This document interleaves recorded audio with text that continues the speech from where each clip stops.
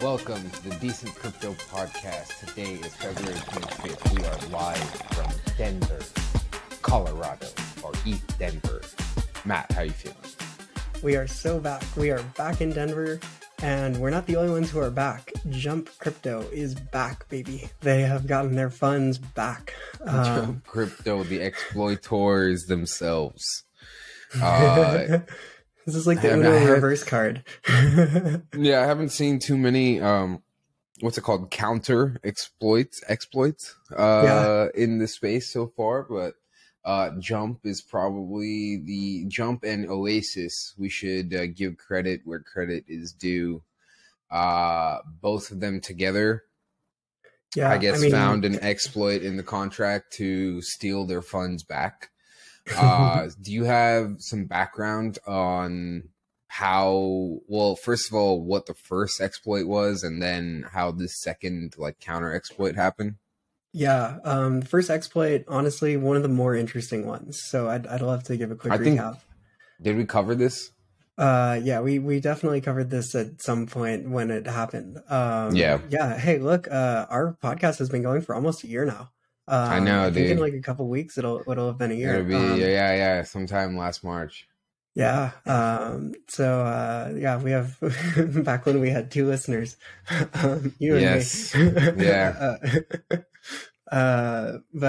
Anyway, okay.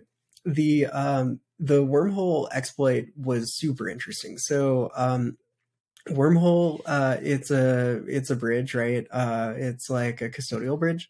And I want to say there are 36 signers, and you need a majority, so you need 19 of them to sign off on any release of funds on the receiving end of the bridge. But interestingly, that's not the part that got exploited. So the part that got exploited is basically a function within the Solana side contract had an exploit in it. And so what's interesting is the Wormhole team found this security flaw and released a patch for it, right? But because the patch was submitted to GitHub, the exploiter, as soon as they saw that the hole was going to get closed, they went and acted on it. So the idea is pretty interesting. Basically, they were waiting as long as possible to allow as many assets as possible to get deposited into the bridge on the Ethereum side. And then they submitted a transaction that basically tricked the Solana side into thinking that they had deposited $300 million worth of Ether on the Solana side. And then that allowed them to claim the Ether on the Ethereum side. I remember this. And, the take at the time was something like, man, this is a really good case for EVM compatibility, right? Because when you have these sort of esoteric, Rust-based libraries, it's just harder to get a good look at them from the community because there are just fewer people that can really put well-trained eyeballs on the code. So there was an issue on the Solana side. The hacker exploited it. $300 million worth of ETH, and they didn't send it to Tornado Cash, which is interesting. And so we've been able this whole time to track what they've been doing with the assets. And for a while they weren't doing anything, and then they started degenning. They started trading. So they deposited it to I think it was Maker, it might have been Aave, and got liquidated at one point on some of it. They were doing a levered ETH Steve play to collect the yield. I mean, they were just going full degen mode, which you gotta admire, right? Because this is kind of if you're the exploiter, this is found money. You might as well trade it, right? Right. And the other thing that people had talked a little bit about is maybe it's market manipulation. So you steal all these funds, and those funds can move markets, right? In a swap pool or whatever. And so maybe you go long or short whatever token on a centralized exchange using a doxed account. And then you use the stolen assets to manipulate the market and make the trade profitable. So anyway, they've been degenning. And their latest venture into the degen space involves a protocol called Oasis. So Oasis is like one of these like DeFi like position monitoring and automation services. Mm-hmm. So it's similar to like DeFi Saver, if you've heard of them. I actually first met them at ETH Denver last year. Um, Mm.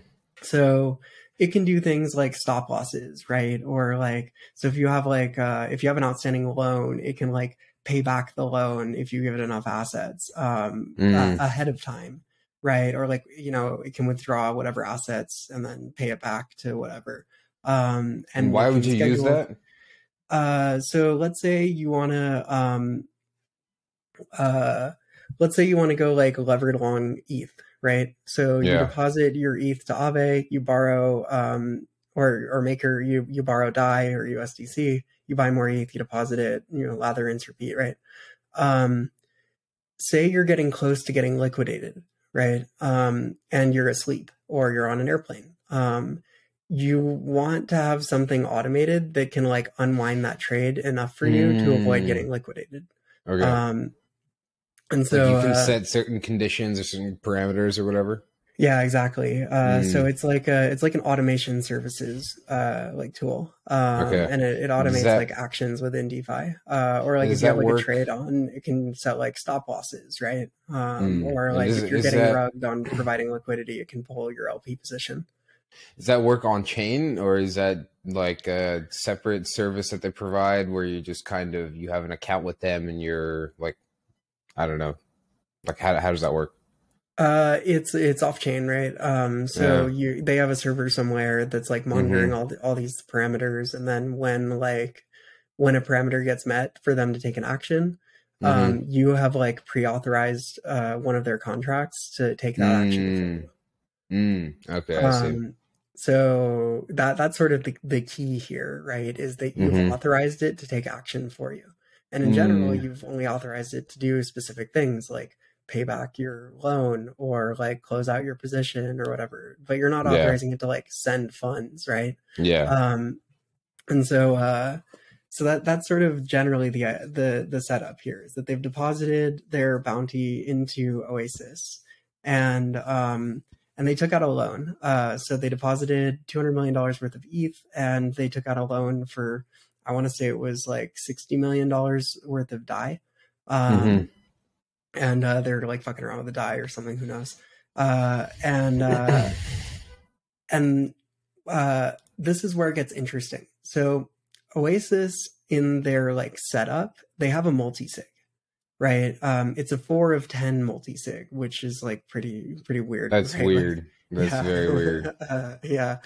Um, and uh, and we'll go through it in full detail, I guess. So I want to say it was the UK regulators went to the centralized entities that operated 4 of these like signers, right?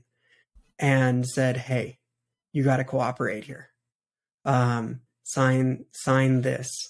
Add another signer to the multi-sig, right? Mm. Or add another like authorized party, right?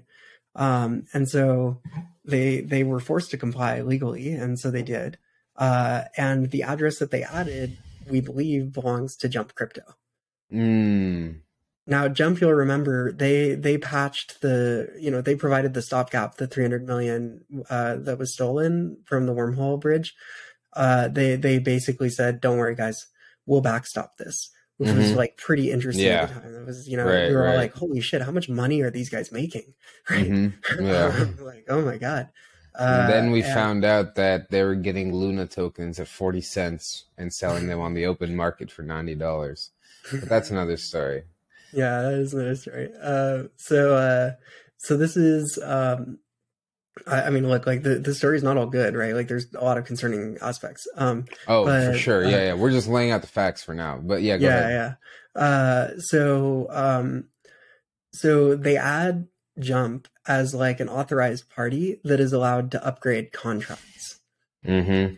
And so first, like, let's talk a little bit about proxy contracts. So a proxy contract, like, let's say, like, we have like an NFT collection, right?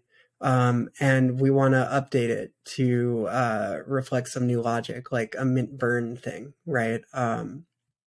we can deploy the initial NFT as a proxy contract. And so it's what it sounds like. It's a proxy. It's like a shell, right? And it has a little pointer to the implementation contract that actually provides like all of the logic. But you can update where that points to like a new contract that has like new functionality. And so this might be useful for something like if we're building like a Uniswap router and we come up with better routing logic, or that way the user doesn't have to like authorize multiple contracts to access their tokens. You know how you like grant permission to Uniswap router to like take your tokens. Well, this way we can update the underlying logic without having to make you like sign that transaction again to provide access. Or like if you hold this NFT, we can update a little bit of the logic to provide some kind of burn mechanism, like for like checks or whatever. And without having to like airdrop the user a new token, instead we just update the implementation contract address. And so these are pretty common. You'll see them on Etherscan a lot, and like the Etherscan UI is like not super optimized for it. But that's basically the idea. Or if you're like an MEV bot, right, and you come up with like a slightly better MEV, like more gas efficient, like implementation of arbitrage or whatever. A lot of times people will use proxy contracts for that. I see. Yeah.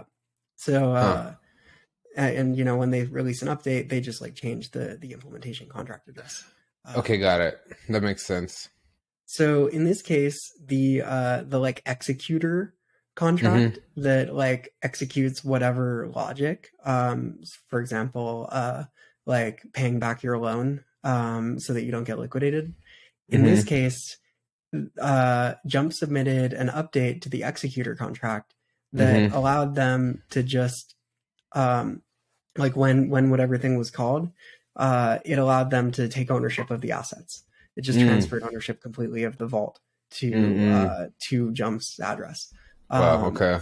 And so they make this call, and it goes to a proxy contract, which like the user is already authorized to like act on their behalf. Like the hacker already authorized the proxy address, but they, didn't, like under the hood, you can change the implementation address. And in this case, Jump changed the implementation address to something that allowed them to just take control of the assets completely. And then they started paying back the DAI loan. And so they paid back, like whatever it was, 40 or 60 million in order to get the 200 million worth of Ether out of that pool. Wow. And then, okay. And then shortly thereafter, they were removed from the list of like approved addresses. Of, Interesting. like, keys. Yeah. So this all started from a regulator? Like a regulator requested this happen? Okay, interesting. I see. And Jump even said like, hey, we're working with regulators to figure out a way to like get these assets back. Like you haven't heard The Last of Us. And I guess this is what they meant. Okay, interesting. And so they also cooperated with Oasis. That's interesting. Let's see. Is there anything else to really touch on here? I mean, I did not really see the regulatory part of this, but the regulatory aspect is super concerning, right? Because like, what if this happens to another multisig that controls something like more crucial to like a core part of DeFi, right? Like, and it's not the case that like every app is like authorized to do all of this stuff, right? But like this is a bit of a special case, right? Because of the automation tools that Oasis provided for the end user, like it had to have more permission than you would generally grant for an app to have. Like you're depositing your assets to a pool that like the Oasis like executor has access to, right? And generally like you wouldn't do that for something like Uniswap. But it sets a really dangerous precedent from the regulatory perspective of like we can just coerce like whoever into doing whatever we want them to and releasing like a proxy contract like implementation upgrade, right? And making it so that like the authorities effectively have the admin keys by nature of being able to like control the people that actually have them. Yeah, totally. So I saw some people on Twitter saying like, oh, you can avoid this by not using upgradable contracts, in are like, not using protocols that have upgradable contracts or that are going to implement upgradable contracts. But it sounds like in this case, the regulator kind of or made them do it, right? Like, Yeah. we don't really know, but yeah, well, you can take another perspective on it, which is like, okay, had the regulator not done it, maybe these like 4 out of 10 people could just access your funds, right? By nature of it using an upgradable contract. And so, for example, in Tornado Cash, they were very careful not to use any upgradable contracts because they didn't want anyone to have the power to be able to modify this code, take it down, change it, whatever. And so without the upgradable contract, the authorities couldn't have done anything, right? And so not using protocols that have upgradable contracts would prevent like, centralized coercion, right? And is the upgradable contract something you can put in at any time, or does it have to be kind of set initially, like upfront, or how does that work? Okay, think about like this, right? Like say you deposit liquidity to a Uniswap pool. That pool's contract is like generally not upgradable, right? So if it were upgradable, there's a possibility that whoever holds the admin keys could release a malicious update that just steals all your tokens. Right. So it's like once those tokens belong to that contract, like it's out of your hands, right? But when you deposit them into a contract that's not upgradable, like the rules are set and there is no function for like rug. Right. It's only like you can get those tokens out if you own that LP token. Right. That's the only way to redeem those tokens out. And so, if it were like upgradable, it would be like way more uncomfortable because like, what if there's a malicious actor that like sets that upgrade and then rugs everyone's tokens? Right. They release a version of the Uniswap V2 pool that like has a rug function, right? That's, just says release all the tokens to me. And so generally from a safety perspective, it's something you should be aware of, right? When you're interacting with a protocol, like whether or not the underlying contract is upgradable, because once those tokens belong to it, like you're at the mercy of the code, right? And there's nothing you can do about it.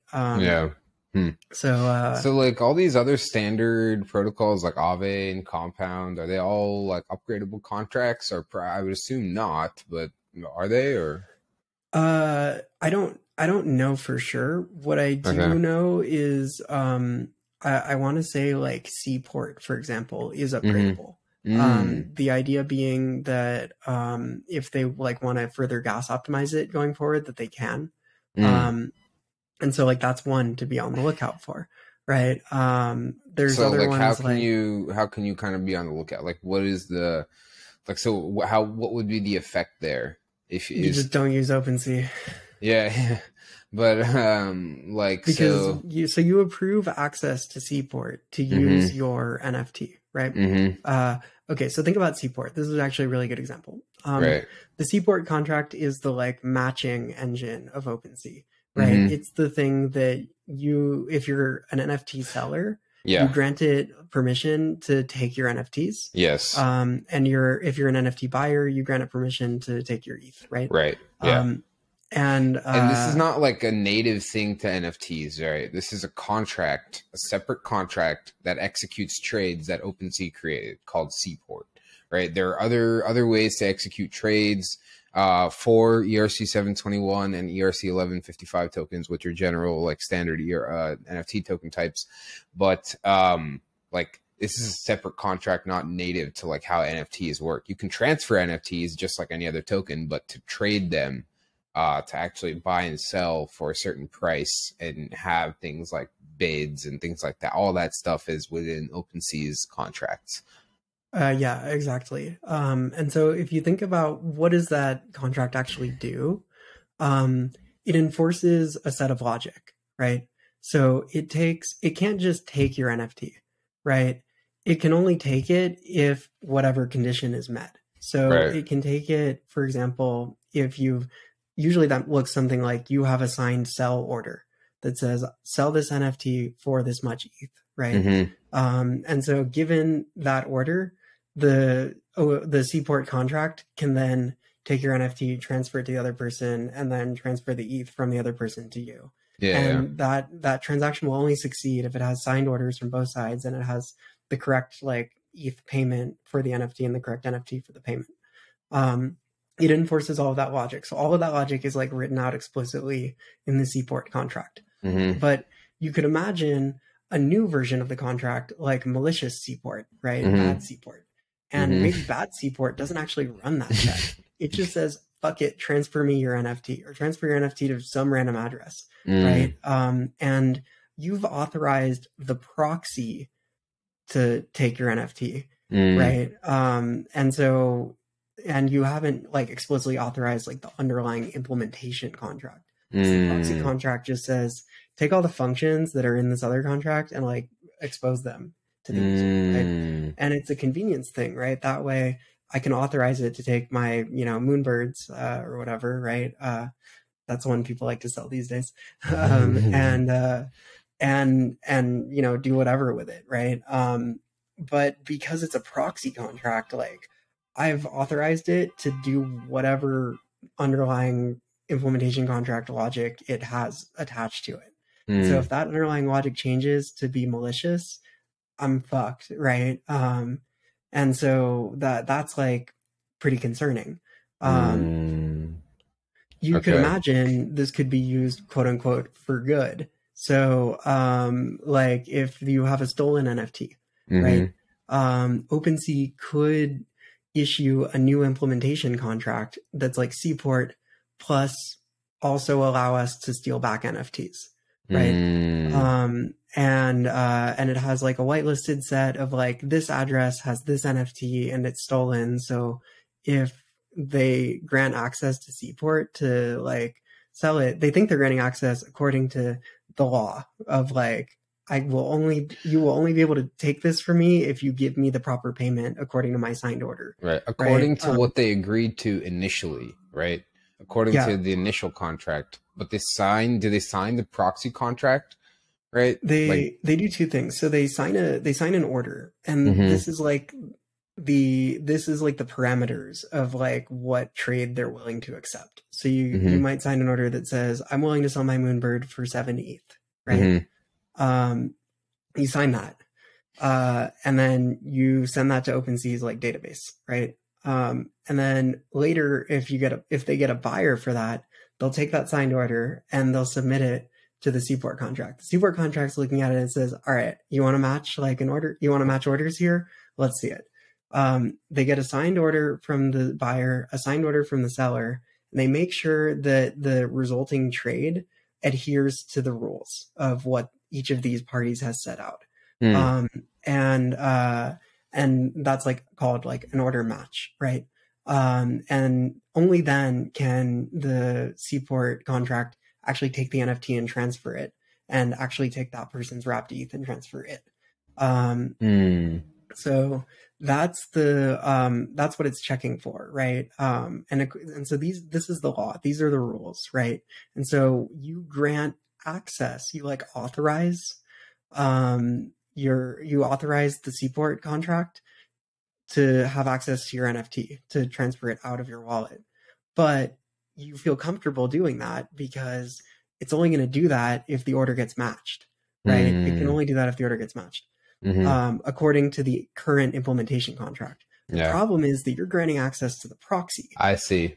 Yeah. Not the implementation contract, like and underlying it. Your level abstracted up. Yeah. Basically, the pointer of the proxy contract no longer points to the old implementation contract, but then it points to the new one. And so your signature still goes to the proxy, but it's now pointing to something else. So you've done two things when you sell an NFT. You authorize the proxy contract to have access to your NFT. And you also sign an order, right? But with the new like implementation contract, it might not care about the order. It already has access to that NFT, right? You know how like you've seen like these apps like revoke.cash or whatever. Yeah. So that's to revoke authorizations, Right. right? Right. You've already authorized it to have access to your Yes. NFT, Yeah. right? You did that thinking that you were authorizing the initial implementation contract, right? Exactly. Which Yeah. checks for all of these things, like making sure that Yes. it has a signed order and making sure that the results of the transaction adhere to the parameters of that order, right? That you actually are getting your 7 ETH in exchange for your NFT, right? So you grant access and you sign an order saying, all right, you can access it. So that you've done two things. You've granted access and you give it an order. And if you don't give it an order, then it never matters, right? Because it can't just like access it, right?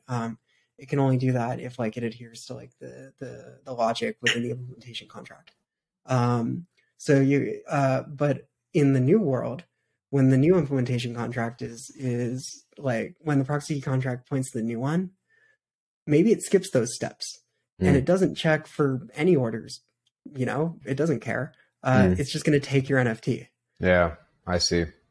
Okay, that's a good example. This is like a real possibility, right?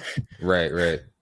And so there's two main things, like me as a non-developer, like that I see as issues here. One is the proxy contract itself. Is like anytime you're using a proxy contract or giving permissions to a proxy contract, you're kind of vulnerable to an upgrade where you don't know what's going to happen. And then I guess just like leaving permissions open, like this is why revoke.cash is such a widely used tool, is just like leaving permissions kind of open to apps at all times, right? Like if you don't give OpenSea access when you don't necessarily need to, then you're also kind of safe there. But it's a good example. Like security best practice within NFT, for example, would be you have your vault where you store all of your NFTs, and you don't ever authorize anything from there. When you're ready to sell one, you send it out to a new address, right? And you only grant access for that address, and that's generally best practice. Yeah, the vault is a key thing to have.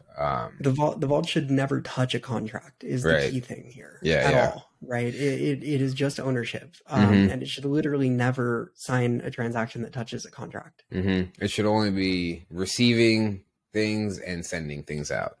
Yeah, and I guess technically an NFT is a contract, but Okay. That's a pretty comprehensive look at what happened here. We spent almost 30 minutes on it. You have anything else on just generally like Wormhole, any other applications, anything else here? Joe? I mean, watch it happen, man.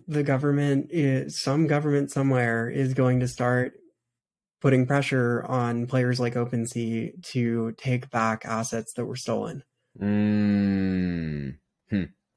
I think... Yeah. Oh, yeah. I mean, for sure. Yeah. Interesting. Yeah, I guess TBD on how this plays out. Like anybody issuing smart contracts. Yeah, you're right. Anybody issuing smart contracts that can do this kind of thing is now susceptible to pressure. Which party, like which enforcement agency or which like group do you know? Like, kind of force this? It was out of the UK. Okay. I'm pretty sure it was out of the UK. So but the UK is not exactly like the most like crypto native nation, right? Like if they can figure it out, the US can absolutely figure it out. I'm out of my depths on the like meat space legal system. Okay, let's move on.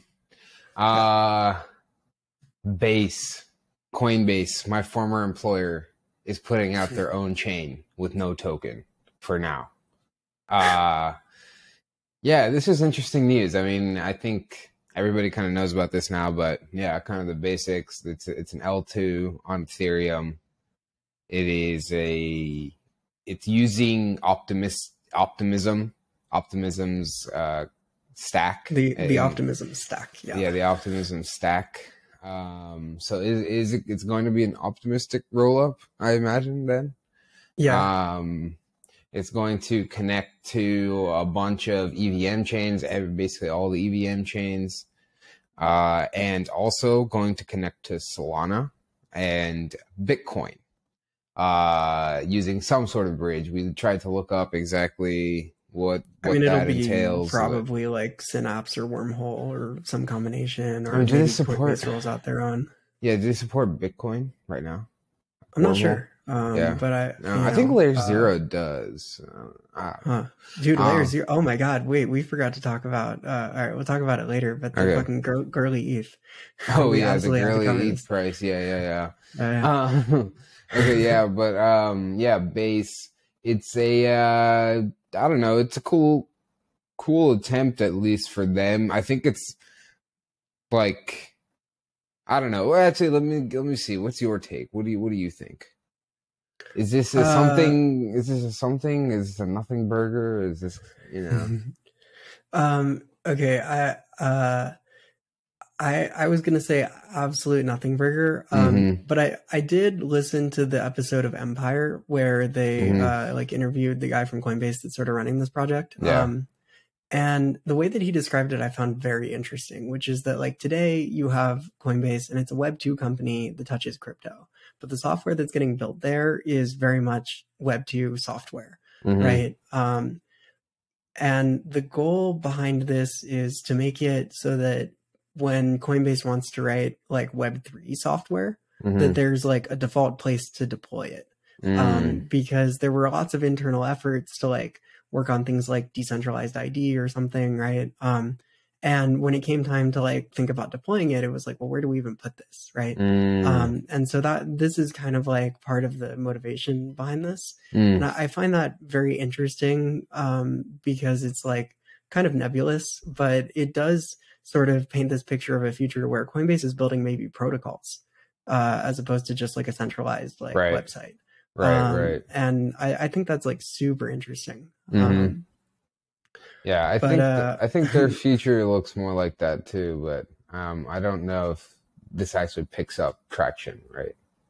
So I mean, okay, here's my bear case. Man, we just have too much fucking block space. Exactly. Like, holy shit. Yeah. Like I don't think it's interesting, right? Because at a certain point, like 2 years ago, we would have said like there's not enough block space, right? And that was just like a universally agreeable like truth of the world. But in reality, the scarce thing here is actually not block space. It's Ethereum block space, right? Like if you think about NFTs is probably the clearest example here. Like NFTs haven't picked up anywhere outside of Ethereum and a little bit on Solana, right? They like every layer 2 has had an attempt at an NFT strategy. Polygon has had an attempt at an NFT strategy. Avalanche has had an attempt at an NFT strategy. Phantom, right? Everyone has tried and they just don't gain traction. Right. Because they don't count, because the social consensus is that only Ethereum matters. And to a degree, it's because it's expensive. You know, you can argue like there's it's the first one. It is the first one. It's the canonical one. And does it really count if it's not on Ethereum? Yeah. Do they count? Does any of it count anyway? Like, you know, like we're in a world that's built on like very like nebulous like social consensus here. And so you have to have some line that you draw in the sand as to what counts and what doesn't. And so you know, to me it's becoming more and more clear that the scarce thing here was never actually block space. It was Ethereum block space the whole time. I see. And layer 2 deployers will tell you that because the L2 settles to Ethereum, it's just as good. But in practice, we just haven't seen any traction in the NFT space. We've seen it with DeFi, right? So I was going to make a point there is like, the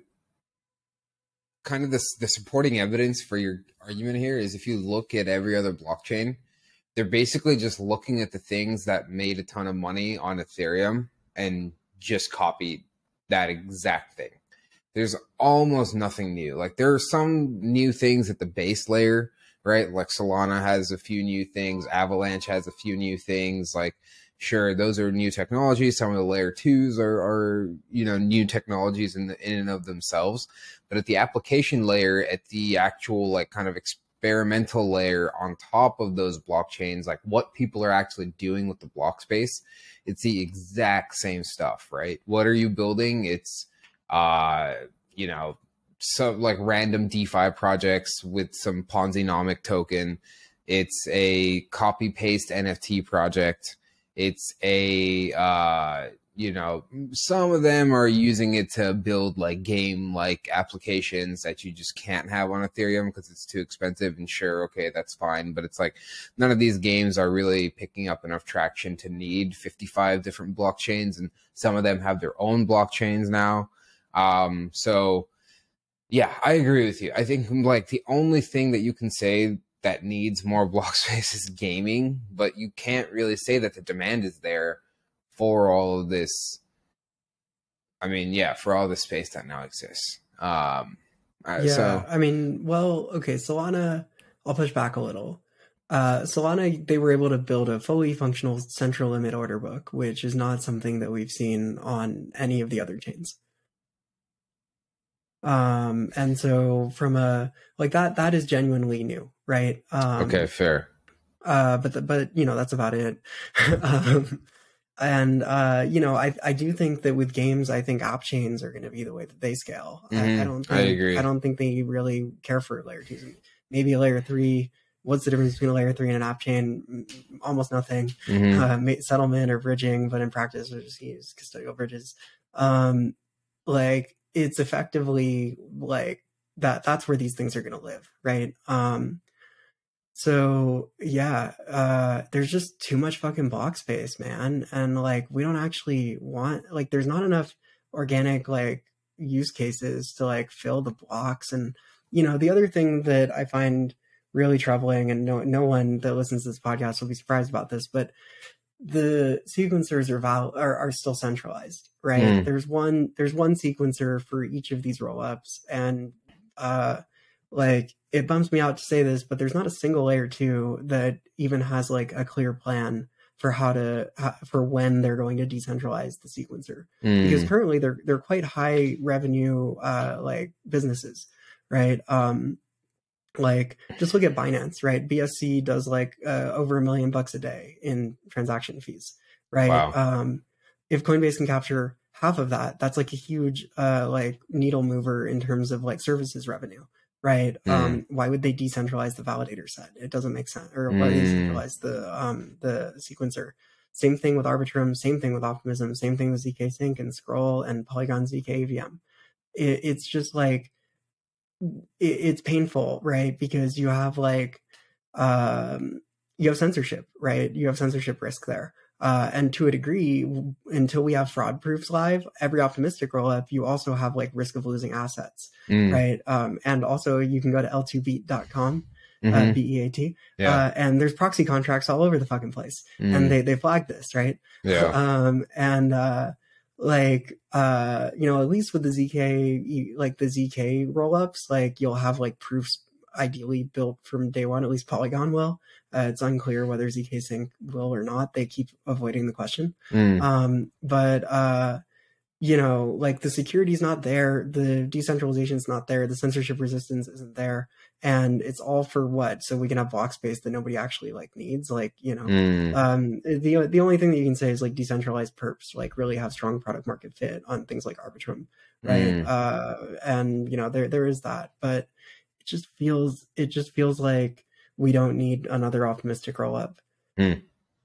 Yeah, I fully agree. The opposite take, again, to counter that take, is that I would say that Coinbase just has the best onboarding flow of anybody, or at least potential onboarding flow. I don't know how good it'll be, but the best potential onboarding flow where you can just buy ETH and probably just have it immediately in your wallet and immediately just have like whatever they call it, base ETH, right? So you can if they do it well, they have an immediate onboarding flow. Yeah. Yeah, I agree. Look, I think it's a super smart move from Coinbase's perspective. But this is like block space fatigue is something I've been feeling lately. Mm-hmm. And this was just like the straw that broke my back, right? Mm.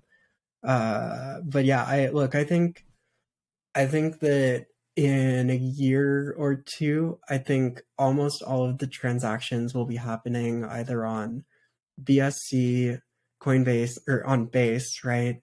ETH Layer 1, and probably split 50-50 ZK Sync, Polygon, ZK EVM. Mm. And I think almost everything else winds up like pretty ghost chain like. Wow. Bearish Solana and Avalanche. Wait, I said Solana. Wait, No, I'm you didn't bullish Solana. mention. Oh, might be. Yeah, Okay. bearish Avalanche, bearish Optimism Arbitrum, bearish Scroll. They're just like too late. Mm. And bearish Phantom, obviously, RIP. Mm. And bearish Near, bearish like what else is there? Harmony. I just think that like Monad is coming out. Monad. Monad, Have you seen this? Vera chain. Oh, I'm Bearish. bullish Kanto. Oh, you are bullish Kanto. That's true. um, Yeah. yeah, but I think Coinbase this is a super smart move, and I think we're going to see like relatively like strong adoption, and I think it's going to go really well. And I like the Coinbase wallet is fantastic. Coinbase is like my preferred centralized exchange. Like they're just really good at building products. I'm built up on it. I just like I'm so tired of like more block space, man.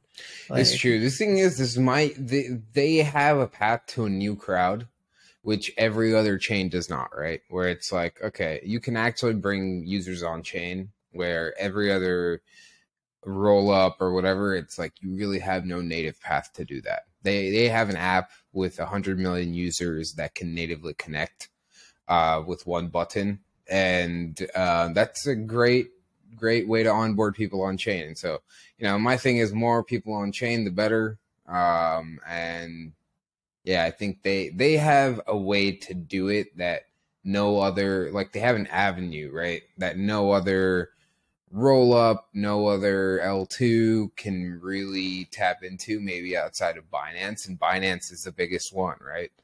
yeah, it's been super So successful for them, and yeah, I think it makes a lot exactly. of sense to follow that playbook. Yeah. Yeah. The other thing that's really interesting to me is that if they make this journey really smooth, then they can kind of not worry so much about listing the long tail of tokens, Yeah, right? That exactly. like they might not be able to like Right. legally list, right? It's Hmm. like really smart move from a regulatory perspective. Exactly. Yeah. So I mean, the thing is, they don't have their own token, right? So it's like the fees are paid in ETH, but the fees will just go to them because they are Yeah. the validator. Yeah, So, and I want to say it's like 30 or 40% margin business. I mean, you can see on chain like how much these layer twos are paying in gas fees to like mm, to settle down to Ethereum. mm, And it winds up being reasonably high margin. It's not like super high, but with the IP 4844, it's just going to get cheaper. mm-hmm, And so this is, like this is the bear take on when are we going to decentralize the sequencer is like, well, why would we do that? We have a really yeah, good revenue stream here, yeah, right? mm. And especially without a base token, like there's no good way of doing it. Like you have to have a token So in to do that that. way, it's kind of bullish for them, right? Like if every other L2 has one sequencer, and that's the core team, right? And they're all basically just centralized in that same way. Then why not just go to the centralized one that is also running a centralized exchange where you can easily buy new ETH, right? Like, Yeah, and it also has a wallet and like all this kind of stuff. So and when Coinbase tells you that they're not collecting MEV, you believe them, right? And when Optimism and Arbitrum tell you that, you kind of don't. yeah. Hmm. It will be interesting to see how it goes. I think they have an avenue, right? I don't know if they will succeed, but they do have a lane here, in my opinion. Yeah, I agree. I think this is going to be wildly successful. Wow. So now you're bullish. Bullish Coinbase, bearish block space. Okay. All right, let's move on. Last couple things here. This one is fun. So I know our audience is not really full of NFT enjoyers, but this is just a fun little markets thing. So people are really just playing the Blur airdrop right now. And so interesting. yeah, like the way that the Blur airdrop works is it's based on a point system. And so there was like a season 1 or phase 1 where depending on how many points you ended up with, you got that many Blur tokens or, you know, corresponding amount of Blur tokens. And now it's in season 2 and it's going to work the same way for the next like couple of months. So you get the most amount of points for placing bids, and you get the most amount of points for placing bids that are closest to the current floor price. So they're not really going to reward you that much for like placing a bid for a Bored Ape at 1 ETH, right? Like they don't really care about that, but they do because they're just trying to incentivize liquidity, right? So basically what's happened over the past week is these two guys, Machi Big Brother and Franklin is Bored. These guys are just like huge Bored Ape holders and, you know, a bunch of other NFT holders. And so they have been playing this game back and forth of just placing tons of bid on Bored Apes and Mutant Apes and other collections.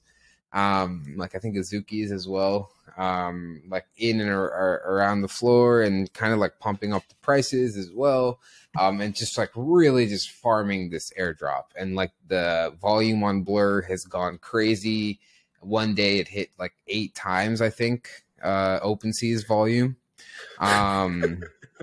So yeah, they're just going ham. Like these guys are heavy in the space, you know. So they have a ton of like wanting to push back and forth. A ton of other random collections are also doing this. Like which one was it? God, there's a collection where the floor price was like 4 or 5 ETH, and a bunch of people were just trading back and forth at like 40 or 50 ETH. Just I have no idea why. It was really rude, really weird. But yeah, anyways, so they've also been dumping, right? Like yesterday they like dumped like a lot of apes. Yeah, so this all was like the past week, right? Then these two guys, OSF and Mando, the two dudes, they run this collection called Degens. They run a collection called Wrecked Guy. Like they have their own podcast on Rug Radio. They're pretty deep in the space. OSF is he's an artist. So these dudes are, they're like also early NFT dudes. They had 72 Bored Apes, and they saw that these dudes had placed all these bids, and they unloaded all 72 at once. It made about 5,000 ETH. And so yeah, basically Machi Big Brother ended up bag holding 72 Bored Apes, all around like 76 ETH, 78 ETH each. Yeah. And so it's like one of the biggest sales at once of Bored Apes ever. What's it called? Beeple made a daily NFT. Like he made a portrait about it. It was really, really funny. Yeah, it's pretty wild to see that. And then this guy Machi ends up bag holding, and he's like he's still bidding and doing this farming stuff, but like the dude just owns 72 more apes now than he wants. And then the market crashed, and he just started dumping. So like he bought him a few days ago or a week ago for like 72. Then just like a few days ago for like 76 to 78 ETH each, and now he's been selling at like 55 to 56 each. What the fuck? Yeah, the floor just completely came out on Bored Apes. And then if you look at BendDAO, which is a lending platform, There's like a ton of people that are going to get liquidated at like the 50 to 55 level between there. So yeah, it's interesting to see. Yeah, and like, I don't know, Blur and OpenSea have just been going back and forth on this royalty situation, just cutting royalties from creators down to 0%, cutting marketplace fees down to 0%. I mean, I don't know what the future of their business models look like, but it's looking a little rough right now. Yeah, I know, right? I know. The employees and entertaining. Yeah, exactly. Look, I'm telling you, man, I think the future is all these creators need to build their own marketplaces that are like very much like walled garden type experiences. And you can let people trade anywhere, obviously, it's just a contract. But if you want to be like stay within the ecosystem, you need to build like a digital experience that like has its own like kind of unique like marketplace and like all this kind of stuff. Similar to Punks, except you can't separate out the contract, I don't think. Well, yeah, I mean, look, you know, we've talked about this before. I'm super bearish on the vertical marketplace thing. The Blur guy actually, I think, said it best, right? Which is just that like that's not how markets work, right? Like, I agree. Look, here's the thing. Like the thing is, you can't change the contract to where like it can't be traded elsewhere. Like you're going to have to let people trade on any marketplace they want, right? The thing is, like, if you look at the Blur stats, it's like 70% of the volume is coming from like 500 wallets. So you're not really like, you can kind of just, if you're a collection and you want people to just trade for 0% royalties, like you can kind of just let them go to Blur, right? You can kind of just ignore them. It's clear that the rest of the community and the rest of your community is also happy to just continue paying royalties, right? But in order to do that, they want to like wait, is it what? Yeah, I think so. Like, dude, like most of the volume on Blur is almost no actual like wallets. Like it's only 500, 600 wallets that make up almost all of the volume, right? So it's like a few traders, few whale traders, right, that are basically just trading amongst themselves. And that's split amongst every collection out there. Yeah, but like, I mean, 500, 600 wallets, let's call it 80% of the volume, right? You still have that 20%, right? And if it's doing 2 to 10 times OpenSea volume, right? Like there's still a lot of wallets that are preferring to trade on Blur, right? It's really not though. It's really not. Like most of that, like if you look at it, it's such a like skewed thing. Like OpenSea was completely dominating until basically 2 months ago when Blur started this incentive. Once the incentives run out, I think it's going to skew back the other way. And I also think that Blur is going to run into troubles the same way X2Y2 and Looks Rare did once their token emissions drop. And it's the same like playbook as the last ones. The thing is, like OpenSea now, they just took such a hit in volume and it's the bear market and they have no other path to make money. And so they just have to do all these drastic things.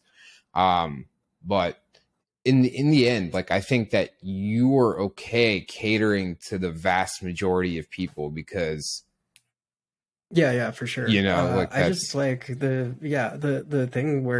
thing that I think is a hot take is that the vast majority of people are willing to pay royalties. I just don't like that's a hot take. I mean, I think the numbers show it. I mean, yeah. Well, so on Solana they didn't, right? Like people, I guess they were already not really using OpenSea, but you know, anybody that was still using it like went to Magic Eden when Magic Eden removed like enforceable royalties. Yeah, right? but then they put them back in. What? I thought they were like suggested. No, they have to. They're like on the buyer now, right? I think the buyer is how it should have been. I really like that because when you're buying into a collection, that's when you're trying to like, send some money to the creators. When you're selling, you're exiting. Like you don't care anymore. Yeah. I don't know. Yeah, it'll be interesting. And if any of our listeners are like informed about this, or like have a Dune dashboard or something to show like what percent Yeah, what collection there's a trades. great Dune dashboard by this guy, Zero X Coffee. Hmm. Yeah, I'll put it in the show notes too.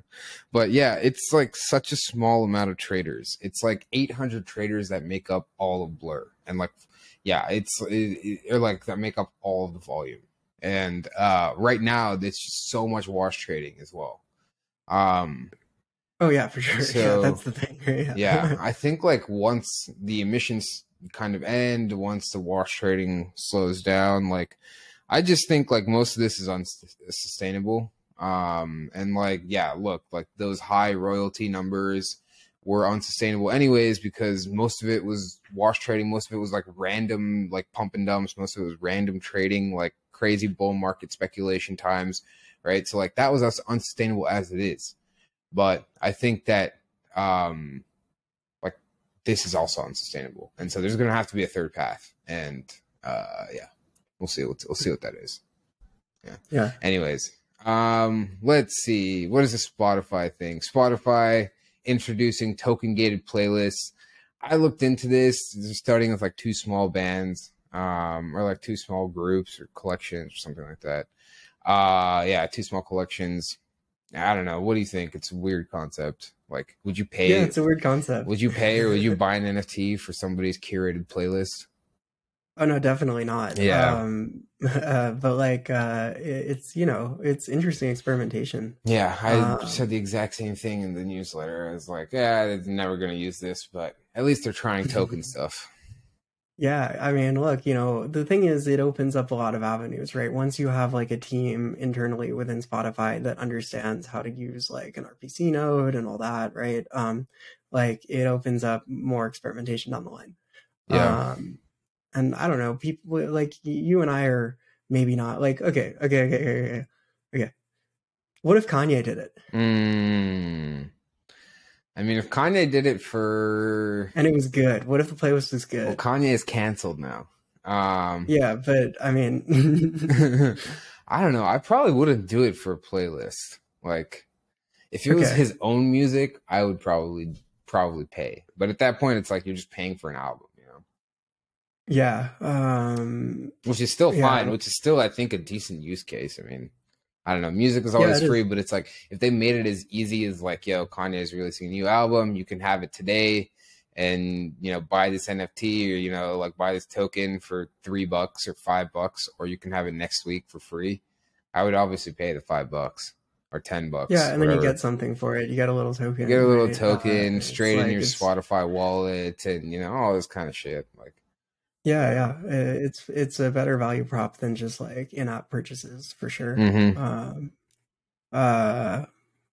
don't know. Yeah, maybe you can sign them to Polygon, Matt. And they can integrate a Polygon wallet into Spotify. I got a ping. Well, the problem is we don't have any fucking successful NFT collections, right? Except for Utes, I guess.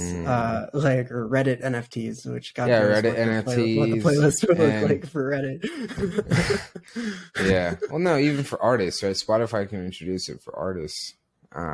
Yeah, I guess just having a wallet in there. NFTs on Polygon. Yeah. The thing is, they started with the collections. With the collections, right? So they started with like 4 or 5 like ETH based collections. Yeah, I got a Telegram message about this. Like, it was a forwarded message like, "Hey, like, do you know if Spotify's using Polygon for this?" And I was like, "Never heard of this. Let me look into it." And I was like, "Okay, well, if you Google any of the collections, you can see they're all on Ethereum." So, no. Yeah.